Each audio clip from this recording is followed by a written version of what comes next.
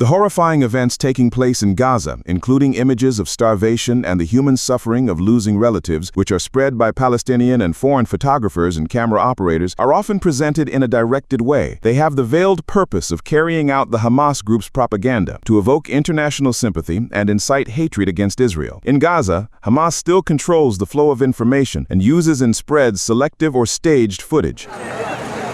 On the other hand, Israel severely restricts international journalists' access to Gaza, allowing only short visits accompanied by the military. This leads to an information monopoly and the spread of its own propaganda, including disinformation about the adversary and the killing of other journalists whom the Israeli side accuses. While the parties accuse each other of spreading disinformation and engaging in propaganda, people in Gaza continue to starve to death.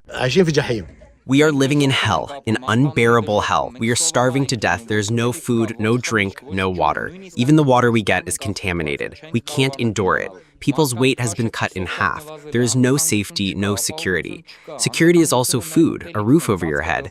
There is no safe place where we can stay. These days, the Hamas group released a video of an Israeli hostage, which showed how emaciated the Israeli, held captive since October 7, 2023, was. It's very, very difficult for a very long time. For several months now, I have barely eaten with hardly any water. I eat very, very, very little. You can see how thin I am. This is not a fabrication. I am digging a grave for myself where I might lie for the last time. And truly, every day that passes brings me closer to that. Time is running out. The video caused a great stir. For the first time, the international community saw details of the inhumane conditions in which the hostages are being held, also raising many questions about the purposes of the video's release. We were together in this tunnel for more than 8 months, underground. In the video, just a few meters behind the operator, there's another room, and not a tunnel like the one we were held in, a real room with air conditioning and lighting. And they ate much better than we did. Israeli Prime Minister Benjamin Netanyahu has decided to fully occupy the Gaza Strip and expand military operations in the region.